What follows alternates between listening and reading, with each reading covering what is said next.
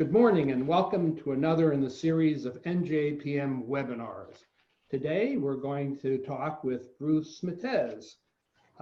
Bruce has been a practicing divorce and family law attorney for 30 years, primarily in Camden, Gloucester, and Burlington County, and has been a mediator for 25 years. His firm, Berger Smitez, has offices in Cherry Hill and Woodbury. While he continues to litigate cases, alternative dispute resolution comprises 2/3 or more of his practice, including mediation, arbitration, and collaborative divorce. He's also been appointed to serve as a parenting coordinator, guardian ad litem, binding arbitrator, blue ribbon panelist. And he's NJAPM's newest accredited professional mediator. Good morning. How are you doing? I'm good, thank you. Good morning. Or I guess it's afternoon at this point for everybody. Yes. For us, at least. Exactly. I don't know. Depends on where you're coming from.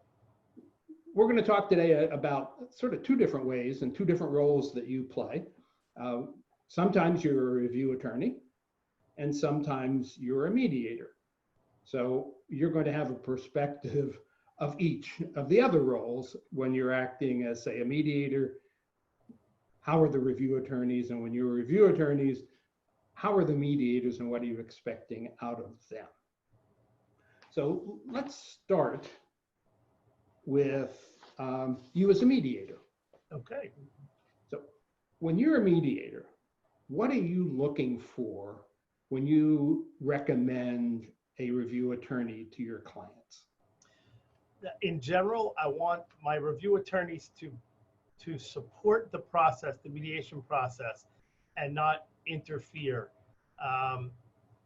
I would like my review attorneys to give their clients an honest assessment of what they think of the agreements that they're reaching, or give them some honest advice about where they're headed, without necessarily telling them what they should do, which is a common thing that we as lawyers tend to do. We get somewhat paternalistic and maternalistic about our clients, and which we want them, oftentimes we tell them what we think they should be doing, as opposed to trying to get them to look at it from the perspective of how do we get it resolved. And keeping in mind that as a review attorney, there's another person on the other side of this who's also seeing a review attorney who may have a very different perspective. So I want to make sure that the review attorneys support the mediation process, don't thwart the process, and understand that it is self-determinative for these clients, and not say things to them like, no, that's a bad idea, or that's not something you should be doing, and also sort of support the creativity that there is through the mediation process. Okay, we have a question already, and it's from John Codd. He says, can we please define what a review attorney is? Sure. So I guess they can really take two forms. The first is that when I'm done a mediation and I have drafted a memorandum of understanding, and let me be clear, I do not draft agreements as a mediator. I only draft a memorandum of understanding. I will send the clients to lawyers to review the memo of understanding, which is a basic outline form of what they've agreed to, and ultimately the review attorneys will put it into the form of a marital settlement agreement. And their role is to help advise the client in terms of what they've agreed on. Not necessarily to tell them this is a good deal, this is a bad deal, but explain to them perhaps the legal consequences to the things that they've agreed to, and the law. But in general, the review attorney is taking the memo, reviewing all the terms, and then hopefully putting it into a form of a marital settlement agreement that everybody will sign. Okay. Did that answer the question? I think that answers the question. So let's come back to a good review attorney. And you're saying they should be giving advice, not telling people what to do. But I bet a lot of attorneys don't do that. I'm sure they don't. And what do you do when they tell their client, oh no, this isn't good, or I wouldn't do this, or whatever? Is that often communicated to you, or is it not? So it has been communicated to me by the clients sometimes. Other times I have gotten phone calls from attorneys. And on occasion, if everybody agrees and I feel it's going to be a productive discussion, I will pick up the phone and call the attorney myself, as long as everybody consents to it. So in the first sense, when I have clients who come back to me after having seen a review attorney, and they tell me things like, my attorney tells me that I should not do this, or I should do this, or that this is right, or that this is not right, I will remind them that their attorneys are giving them an opinion based on their knowledge of the law and the facts that they know, which generally they're only getting one side of the facts. And that if you put those facts in front of 10 different lawyers, you might get 10 different answers, because the law is not black and white. There are very few yes or no black and white answers. There's a lot of gray area, which is why, unfortunately, divorce ends up costing a lot of money sometimes. I remind them that judges have a great deal of discretion in how they address these issues if they litigate them, and that this is more about what's important to them and what makes sense to them and what feels right to them, and not necessarily what their lawyer thinks is potentially the right or wrong answer to the particular issue. Most of the time, my clients get that. They understand it. I also talk to them about that before I send them to the review attorneys, because I give them a quick overview of what they're gonna get. I also try to guide them to review attorneys who I know don't do that normally. I have gotten calls from clients, from attorneys. I can remember one in particular who called me and used a few expletives and wanted to know what I was doing, allowing his client to agree to certain things. And I tried to explain to him that I didn't allow his client to agree to anything, that was her decision based on the conversations that we were having. And I did not feel like there was an imbalance of power in the sessions. And I asked him to consider not intervening in the way that he was talking about intervening. And ultimately he hung up on me. But he also is known and is a very aggressive litigator. And then on occasion where I've had some issues and I know the attorney, I'll ask for permission to pick up the phone and call. And if the clients both give me permission, I'll get the attorney on the phone and just try to get some information about what the information is that's being relayed to the client. Sometimes the clients just get it wrong also. They hear something that they really haven't heard. So sometimes if the clients will say something to me in a session and it seems wrong to me, I'll say, can I talk to your attorney and just make sure that you guys are on the same page? And normally it works out okay. Okay, so that's one. You expect the review attorney to give advice, not tell them what to do. Anything else that you're looking at? Other than that, I want to make sure that the attorneys look at it from a broad view and make sure that we've covered everything that we covered and haven't left anything undone.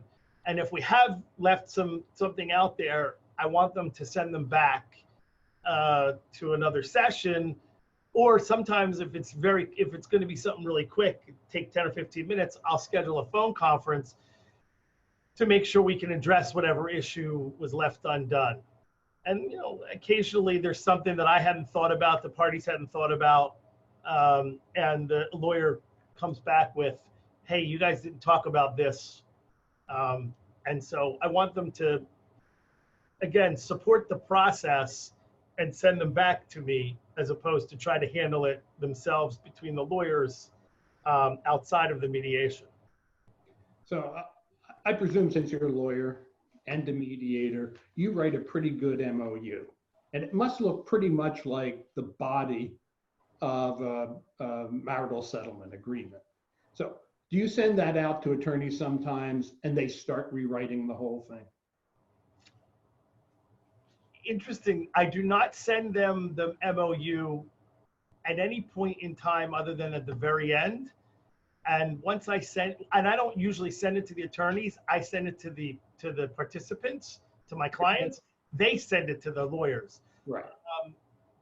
I have been told, I have seen some incidences where the lawyers have tried to rewrite things. I actually have one right now where I got a letter from one of the lawyers basically complaining that after the mediation, the other attorney tried to rewrite all the terms of what they had agreed to. And my general response is, I'm happy to help. I'm happy for everybody to come back and sit in my office and talk about it again. I'm happy to get on a phone call and do a phone conference. However you guys want to do it, let me know how you want me to assist you in addressing this. And again, on occasion, if I know the lawyer and I trust the lawyer and everybody says it's okay, I'll pick up the phone and call that particular lawyer and say, hey, what's going on here? Like, what is it about the memo that created this problem, or what has happened in between? So what do you think the reluctance is of review attorneys to get back in touch with the mediator, to ask questions, or does that happen routinely when you do? So again, most of the lawyers that down here in my area that I deal with don't hesitate to pick up the phone and call me. In fact, sometimes they call and email, and I have to remind them, I can't really talk to you unless I get consent from everybody, and they don't quite get it. I think there's a lot of lawyers out there who just also do not understand what mediation really is. They look at it as it's more like settlement negotiations than it really is about mediation. I think sometimes lawyers look at what happens in mediation, and if they really think that their client made a bad decision, they blame the mediator. So they don't want to get on the phone and talk to me because it's my fault, because I let their client do something. There's probably a whole lot of other reasons why lawyers may not want to get on the phone with me or communicate with me. And then I've heard, anecdotal stories about people who just say, why are you bothering with that? I can do this. It's a lot cheaper if I handle this for you, or it's going to take a lot less time, or I can, there's a lot of lawyers out there that just don't want to participate in this process. Right. Let's talk about some others. I found with some review attorneys, the first thing they do is they write a letter to the other attorney. And then you have this exchange of letters which get harder in tone, which makes the process of getting this through expeditiously and cost effectively more difficult. Do you have that problem? And all the time. All the time. So I would hope that the review attorneys what I ask lawyers not to do is to not write letters during the process or after the process, to let me do my job as a mediator. The clients have hired me to do something for them. They've hired the lawyers to do certain things, but let me do my job, which is to try to help mediate a resolution. So if something happens during the mediation process, and there needs to be something addressed quickly, I would so much prefer a phone call or an email or a letter to me saying an issue's arisen. can you get this addressed? Then letters back and forth between each other. So during the mediation process, what I find is if the parties have attorneys, I'll spend sometimes 45 minutes or an hour in sessions undoing the damage that was done with the letters that are going on in between the lawyers. In fact, I'm dealing with one right now. And I've just asked the lawyers to stand down and say, just stop writing letters and emails in between my sessions. And let me see if I can get these people to come to a resolution and see where we go. And then at the end of the process, same thing. If there's letters, if there's a need for a modification to something that's in the memo, or I've left something out, I'd rather have them get back in touch with me and let me deal with it than to start writing letters back and forth.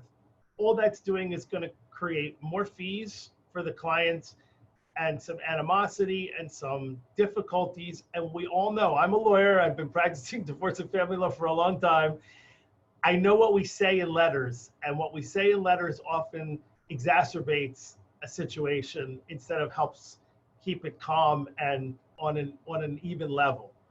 And I'd like the review attorneys to not exacerbate the situation. And sometimes we just can't help ourselves. Yeah. When you're the mediator. Yes. And there have been some issues in the mediation that have been particularly difficult, and the parties have come up with something that's unusual. It's not what you normally see with respect to whatever issue it is. How do you clue the review attorneys that the parties really discussed this? They talked about this part and that point, and they came up with what they viewed was their best alternative, their best solution to it, but they really talked about, as opposed to it's just something that review attorney says and it says, that's nuts. Again, I think it depends on who the attorneys are. If I know them and I trust them and I get the consent of the clients, I'll pick up the phone and call them and say, here's what's going on. I just want to give you a heads up. Here's why they've come to this resolution. But I write pretty detailed memos. Sometimes I write my memos even more detailed than I would necessarily write a marital settlement agreement. So if something like that is going on, I will probably put in the body of the memo, here's what was discussed, here's where this comes from, and here's the resolution that the parties came to, because I want the lawyers to understand how they got to that decision when they're drafting. And unfortunately, often after the fact, we'll send the clients to their review attorneys, and they don't translate that information very well to the lawyers. They're not able to explain as well as I might be able to how they arrived at a particular decision or agreement. So again, I'll do it either verbally or I'll put it into the body of the memo. Okay. Now, let's say clients come to you, they haven't been to attorneys. When are you going to, I assume you strongly recommend that they use review attorneys. Yes. When are you going to suggest they go see a review attorney? At the end or somewhere in the middle, or when? In my introduction, in my opening session, we talk about lawyers. I ask them if they've consulted with lawyers, if they've hired lawyers. I try to get them to give me their names. Sometimes they don't want to give up the names. I'm not sure why, but and then we have a talk about what the lawyers can do through the process. So I start that conversation from the very beginning. I tell people they have a right absolute right to have a lawyer, to consult with a lawyer, to get advice from that lawyer through the process.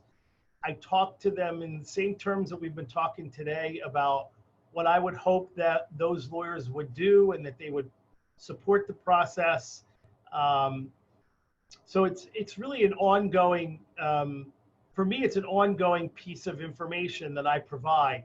I also tell people right off the bat that if they're making decisions that I feel are outside of the norm, and they give me a little queasy feeling, then I will generally say the magic words of, this is something I think you should discuss with your lawyer. Or this is something I think you should discuss with a lawyer and potentially have a consultation with someone. And then also, when we get to that fine line between legal advice and information, if I feel like they're asking me to cross the line and give them legal advice, again, I'll use the same language of, that's something that I can't answer for you. I think this is something you should discuss with your attorney. And if they don't have an attorney, try to get them to someone who they can talk to. Right. Now, let me remind everyone who's watching that they can submit questions using the Q&A function at the bottom of the Zoom screen, if you put your pointer there. There's also a chat function somewhere. There's another question too. Yeah, the chat function. So you could use the chat function if you want to submit some of your pet peeves that you might have about review attorneys or about mediators, or some of the things that are really good that you think that mediators do or review attorneys do. So if you do that, we will share some of that. And having asked for a question, we just got one. Okay, this is from Anju Jasani. We're going to see how this is going to be. Bruce also acts as a review attorney. How much does he follow his own advice, for instance? His client is agreeing to 6 years of alimony for a 24-year marriage. Not sure. How much does he follow his own advice, for instance? I guess when his client is agreeing to 6 years of alimony for a 24-year marriage. So. Okay, so before I get to the 6 years of a 24-year marriage, I can only recall one instance in my career where my client and I blew up an agreement that was entered into through mediation. And I try very hard to do exactly what Anshu is asking me, is follow my own advice and not impose upon a client my own personal judgments or beliefs about what they're doing. I try to give them facts, my opinion, explain to them the law and what might happen. And I always use the words might because you never know what's going to happen when you litigate a case. But I try to explain to them what might happen if they litigate their case. But I remind them that this is their decision to make. And just because I think they might be making an impractical or an irrational or unreasonable decision doesn't mean that they shouldn't do it, as long as they're comfortable doing it and they tell me that they know what they're doing and they're doing it intelligently and rationally and reasonably. I'm okay with it. So the one that I blew up, I don't remember exactly the facts, but I very specifically remember sitting down with my client and telling her that I had some concerns about whether she was going to be able to live any kind of a reasonable lifestyle based on the agreement that was reached. And as we discussed it, it became very clear to me that I felt that she had been bullied into this agreement, and that the mediator had lost control of the mediation in the things that she was telling me. And so I wrote a letter to the mediator with a copy to the other attorney suggesting that the parties go back, and that my client was asking that the attorneys participate in the mediation, and the mediator was perfectly happy to have us do that. and the other party said no. And so we litigated. And my client ended up with a significant difference in what happened at the end of the litigation. Unfortunately, they spent a significant amount of money getting there.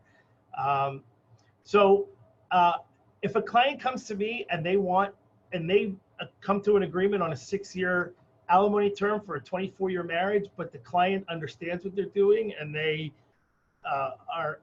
they feel that it's a rational, reasonable approach, and they explain to me why they're doing it, and I don't feel that we've been bullied into it, I'm not going to stand in their way. I'm not going to intervene and tell them they shouldn't do this.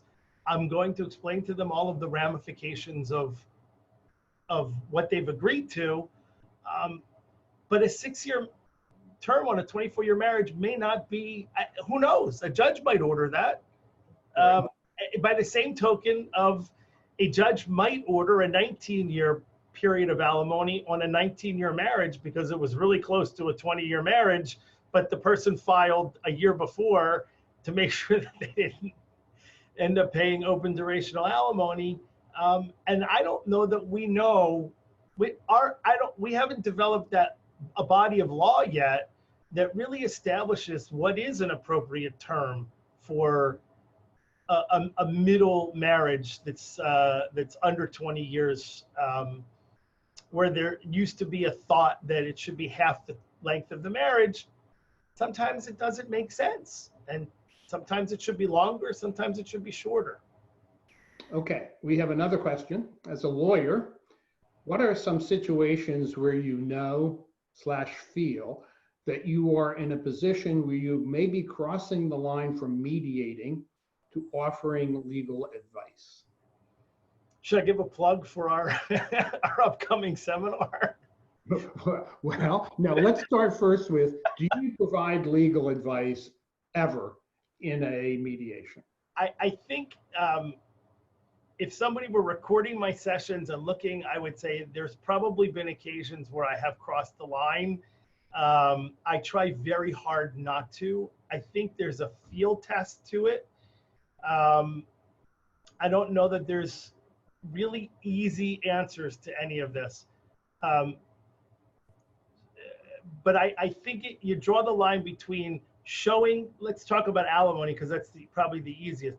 Showing someone the alimony statute and going through the factors is giving legal information.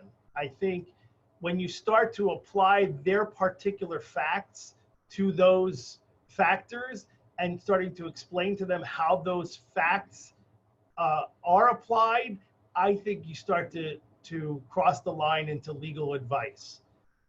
When a client says to me, what am I entitled to? When you start to tell somebody what they're entitled to, I think you start to give them legal advice. When clients ask me, what am I entitled to? I generally remind them or say to them, the word entitlement, as far as I know, shows up in our law once. And it's related to the entitlement of both parties to maintain a standard of living that's reasonably comparable to the standard of living of the marriage. I think that's the only place that the word entitled or entitlement shows up in our law. So I think that's a skill that is learned, and I'm probably not 100% perfect at it, but I do my best to make sure that I don't. And again, if I feel like people are getting me to a point where they really want me to give them advice, I'm going to suggest to them that they go see a lawyer and talk to the lawyer about that particular issue. Okay. Another place, by the way, that comes up all the time is the designation of parent of primary residence.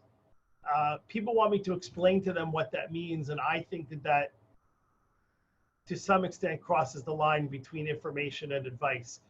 When people want to know what the legal ramifications of that designation are, I generally refer them to a lawyer and say, I think that's something you should talk to a lawyer about. Okay. So I'm going to give the plug that you were going to. That is Bruce, Hannon Isaacs, and I are going to be on a panel at the annual conference. And the title of the panel is something like what non-lawyer mediators and lawyer mediators can do / should do. And I'll be presenting a slide presentation. And it's my view that lawyer mediators can provide legal advice during mediation. So come and hear why I think that, and we'll find out how much Hannon and Bruce object to it, which is funny because I'm a non-lawyer mediator and Bruce and Hannon are. So it's going to be a very good panel, and that's a plug for it. Before we switch to you acting as a review attorney, one more question. Do mediation clients often come back to you after they've consulted with their review attorney and they are no longer happy with what they previously mediated? If so, how do you respond to this? And are you then spending a lot of your time and the couple's time getting back on track? Easy answer is yes. Yes, they do. Yes, we spend some time trying to get them back on track. Sometimes it is quite difficult to get them back on track, and sometimes it's not. It really depends on what happened and why they're coming back. I also remind people that it's not done until it's done. It's not a done deal until they sign on the dotted line. So in the last session, I say to them, if something comes up, if you get into a dispute over something, if somebody changes their mind for whatever reason, please come back and we'll sit down and we'll talk. And the first conversation is what happened in between. And why did you come to this conclusion that this doesn't work for you anymore? And how do you, I sort of turn it back on them a little bit and say, how do you want us to move forward to try to resolve this? And generally that spurs the conversation. And I can't think of a situation where we didn't finish it, where we weren't able to get people back on track. And get them to a resolution. Sometimes it's just as simple as they went to talk to the lawyer and the lawyer told them they were making a mistake and they should come back in and renegotiate. Okay. It happens. So let's now switch your hats, and you're now the review attorney. Okay. Tell me what you're looking for from the mediator. In terms of a memorandum? Well, it could be a few things. First of all, when would you like the parties to start with you? If they're in mediation, they didn't start with attorneys. They're now in mediation. Do you want the mediator to urge they come at some point in time? Do you want them to come at the end? And otherwise, what are you looking for from the attorney, from the mediator? I am a bit of a purist when it comes to mediation. So my initial reaction is I don't need to be involved until my client needs me to be involved. If it's going well, if the mediator is not having any issues, I don't need to be involved until the end. And I would actually prefer not to be involved until the end. I would want the mediator to put together as detailed a memo as can be. And when issues are discussed and they're not resolved, to mention that in the memo. I think it's important. If we've discussed everything, but they can't agree on how they're gonna share Christmas, I'd like the memo to say that we discussed it, they weren't able to come to a resolution, so that we know that when we get the memo and we can address it. But I don't feel a need to be involved from the very beginning. Again, if I've sent the client to the mediator from the very beginning, I generally send my clients with the instruction, call me when you need me. I'm here to help. And I don't get involved because I don't generally want the lawyers to be involved in my mediations when I'm the mediator unless it's absolutely necessary. I believe this is a client-centric process and the clients should really direct it. And the mediator has control over the process, but the clients control everything else. So I don't need to be involved until the clients really, or if the mediator feels that there needs to be an involvement. You know, again, if the mediator feels that client may be doing something that's very much out of the ordinary, or is contrary to what he or she thinks the law would say, or has some concerns about them being bullied through the process, I would want them to say, go see Bruce and talk to him. Are most of the mediators you deal with lawyer mediators, or are there a substantial percentage that are also non-lawyer mediators? I only know of one mediator in my area who is a non-lawyer. There are a few others. I believe there's a few mental health professionals that are doing custody and parenting mediation. But most of the mediators that I know around here and deal with are lawyers.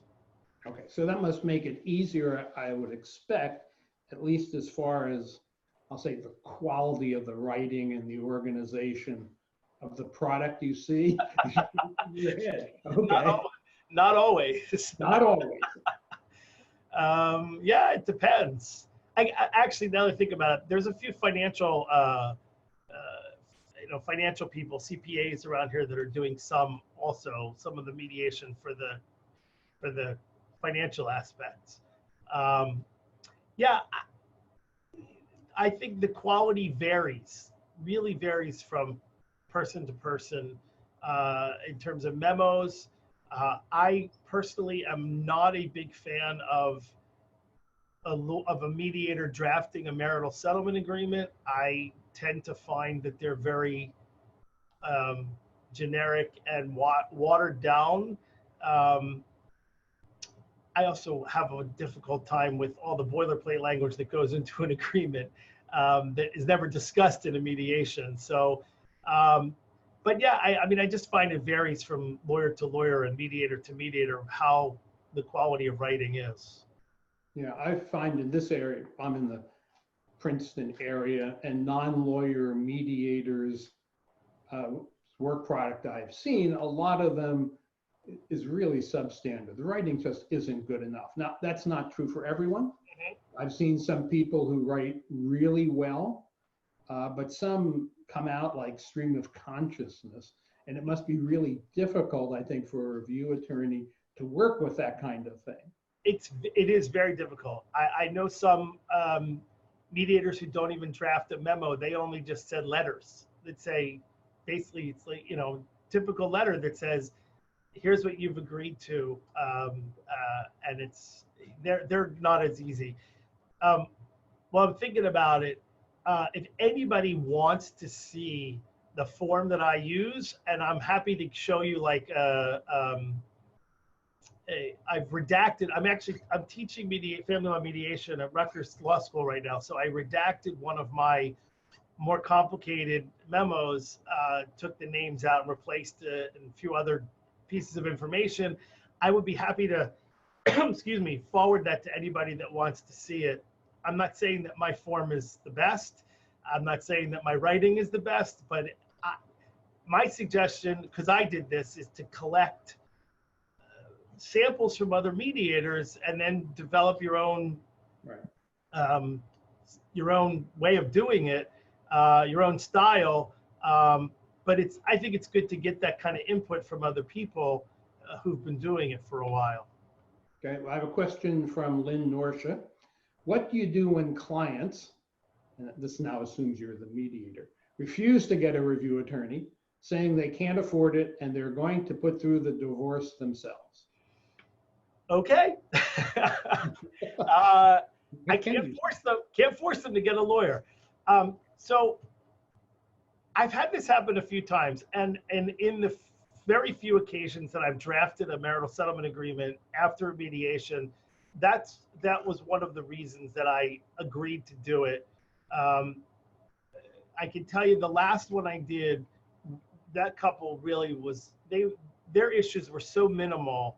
Um, they really were, they had no kids. They really were walking away with whatever they had, and that was it. And there was not much there. So they did not want to get lawyers involved at all.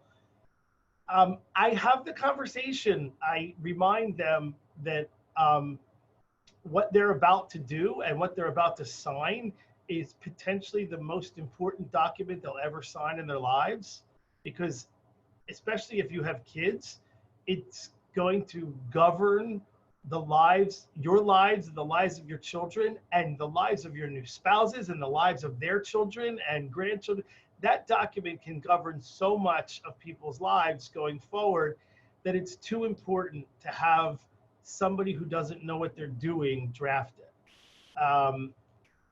And typically that tends to work. But every now and then, yeah, I do get people who say, we don't want this. We can find a form online and do it ourselves. And I do the memo and I send them off and I explain to them why they should have lawyers draft the agreement. And most of the time I don't hear from them again. I do know of one situation recently where the parties refused to hire lawyers. They refused to do an agreement. They took my memo, they put signature lines at the bottom of it, they signed it, and they submitted it to the court to be attached to their final judgment of divorce. And the only reason I know that is because the judge pulled me aside at a function one day and said something about the memo and what happened. Because he wanted to know why I didn't draft the marital settlement agreement for them. Because I guess when the spouse who filed went in and testified and said the mediator refused to draft the marital settlement agreement for us. So I've had a couple of requests. Yes. Question line, whether you would share the form you were talking about. Anybody that wants a form, email me at bmatez@njfamilylaw.net. I will be happy to share it. Okay, repeat that one more time. B as in boy, MATEZ @njfamilylaw.net. Great. Okay, so back to you acting as a review attorney. You said earlier that you really tried not to tell people what they should do, but only give advice. But I assume you'll tell people what you think would happen if they litigated it. Sure. And you'll tell people what you think would, what other couples have done in the past. Yes. With respect to issues like that. I have an answer to that generally, which is when people ask me what other couples have done, I ask them why it matters to them. Okay. I'll play the client saying, well, you know, if 98% of the people divide their marital assets 50-50, that gives me a pretty good idea that at least most people think it's fair, right? Yes. I mean, one answer. Yes. Okay. Eventually, I will get to it if I have to, but then I say to people, and my father's answer to that question would be, if 98% of the people jumped off the Ben Franklin Bridge, would you jump off with them? I guess depends on what's at the bottom. So yes, I will tell people that typically in divorces, people divide their assets 50-50. But I also always say to them, but that doesn't mean that you have to do it that way or that you should do it that way. That's not what this is about. This is about what you guys think is the best resolution for you, what you both think is fair and reasonable, not what everybody else would think is fair and reasonable, or what a bunch of lawyers or judges would think is fair or reasonable. Right. Okay. I do talk about how, if they ask, I talk about how their situation might be addressed in litigation. Um, uh, uh, you know, especially if we're talking about alimony or we're talking about some type of assets that may not necessarily look like, you know, like a business, or an asset that has some premarital or exempt nature to it, but is also marital. And I will talk to them about what I think ultimately might happen if we litigated the issue. And then I also temper it with some discussion about the cost of doing that. And sometimes the cost of litigating is not worth the ultimate result that might come out of it. Credit card debt's a great conversation. If we're arguing over splitting up $15,000 in credit card debt, but they're going to spend $3,000 or $4,000 arguing over it, doesn't make sense. Right. Especially if it's going to intervene with getting the rest of it resolved. Okay. So yeah, I mean, as a review attorney, I'm going to give my client the advice that I would give to any client that walks in the door. But I'm always going to talk about it in terms of, this is your decision, and it's important that you make this decision with knowing all the facts and what your best and worst case scenarios might look like if you didn't resolve it in mediation. Okay. So, you know, when I'm a mediator and the parties didn't have didn't have attorneys, we're going through the process and we get to the alimony stage, I always urge clients to go out and speak with their respective attorneys. And if they do that, I think they come back into the mediation when we're actually talking about it, better prepared, plus they have some idea of where their review attorney is eventually going to end up. So if I sent my clients out to review attorneys and you were one of them, and they really just want your take on alimony, what are you going to do?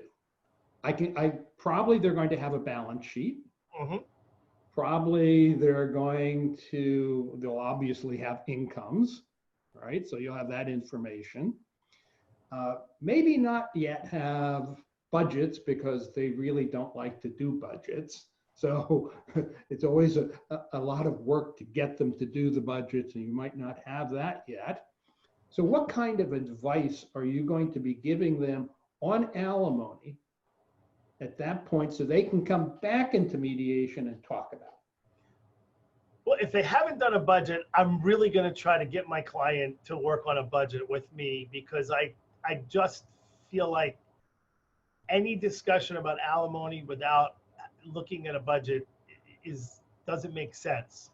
It seems to me that the two key ingredients to addressing alimony are, what's the income coming in the door and what do these two people need to live going forward.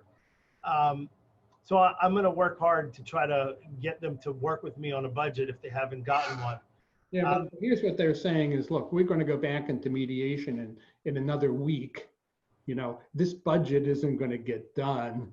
So I need I don't want to say quick and dirty, but I need something, some ideas whether I'm going to be in the right ballpark as far as alimony.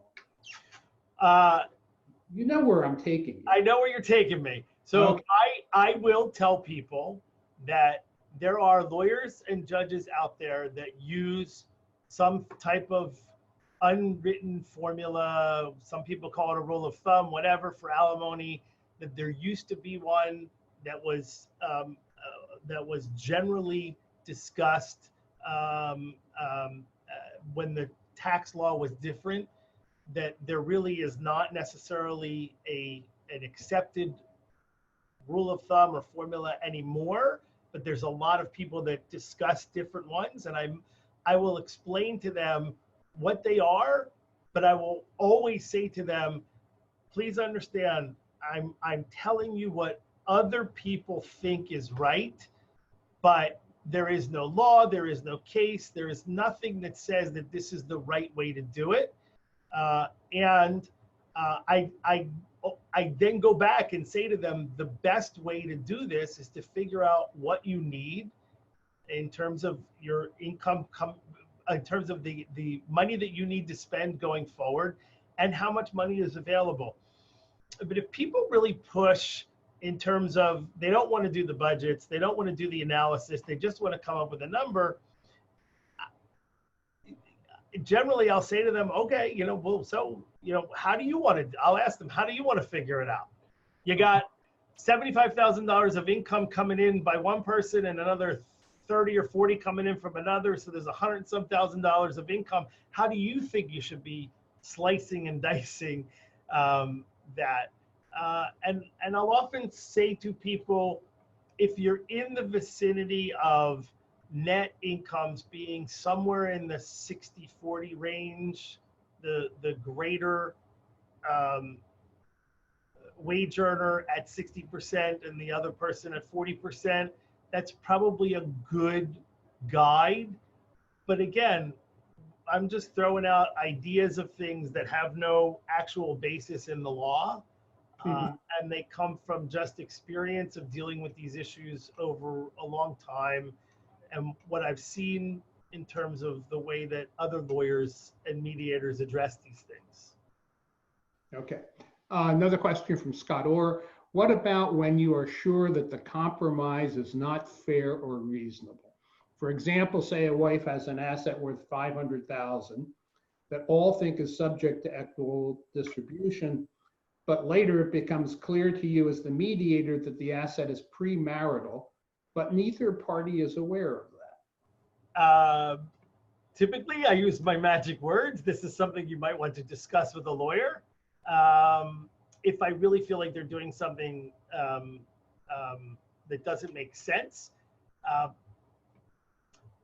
But I try really hard to focus people on what they want and what they think is fair, and not necessarily what the law says or the law might think is fair. However, I had a situation where I was absolutely sure throughout this mediation that the wife in this particular case was making some really poor decisions for herself. I was worried about her. I wasn't quite sure where she was getting her information from or where she was. I just couldn't figure it out. So I would say many times during the course of that mediation, I said to her, I think it would be a good idea for you to speak to a lawyer and get some advice. I was criticized by both of them for being unbiased and one-sided.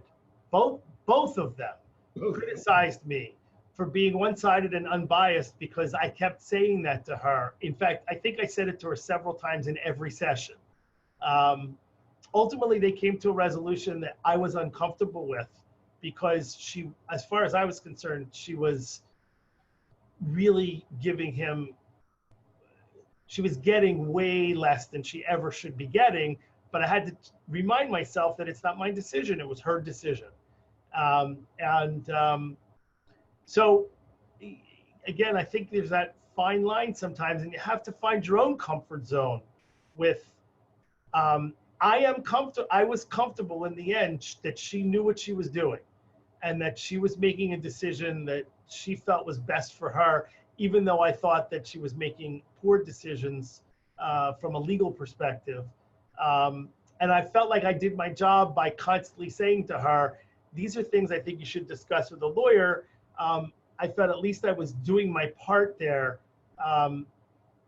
So I think you gotta feel for yourself what makes sense when you're facing that kind of an issue. But again, just because the law says it's an exempt asset doesn't mean that that's what they're going to agree that it is. They may not care. Okay.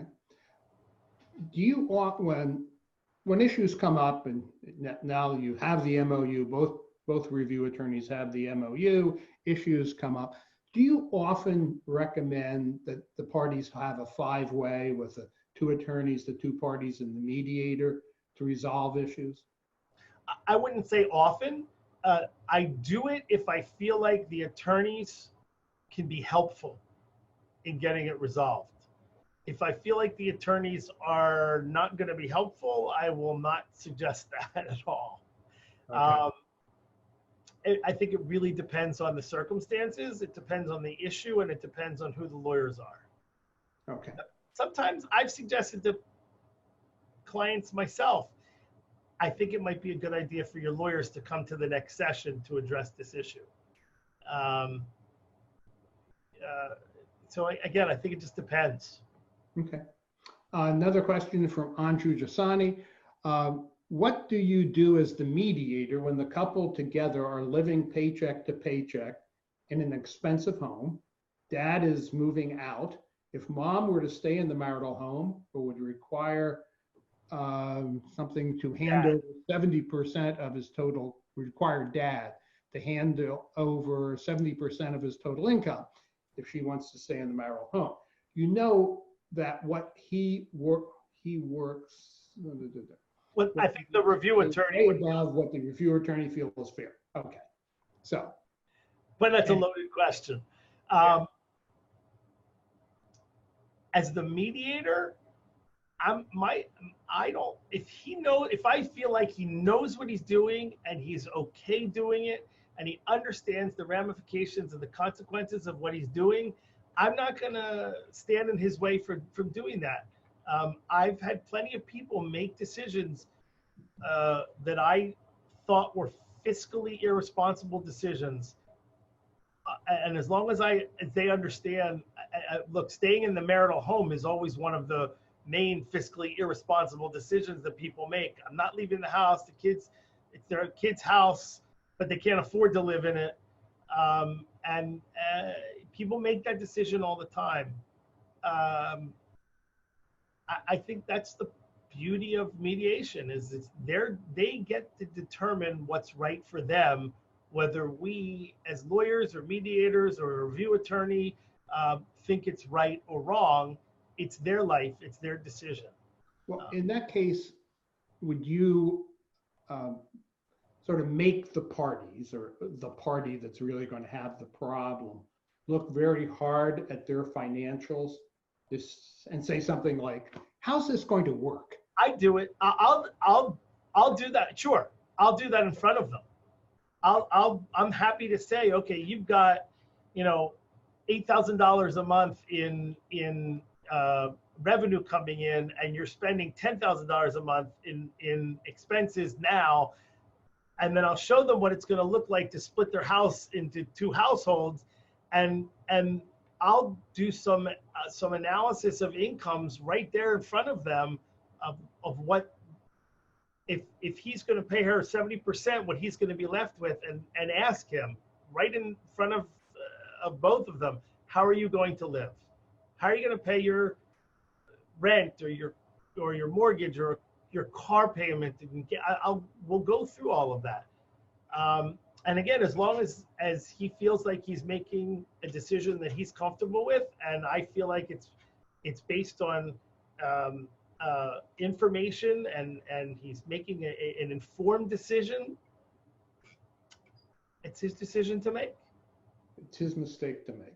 Yep, it's a mistake to make. Well, Bruce, I really want to thank you very much. The hour has flown by. It's Sure been really good. And thank you very much. Thank you. Appreciate it. Take care. All right.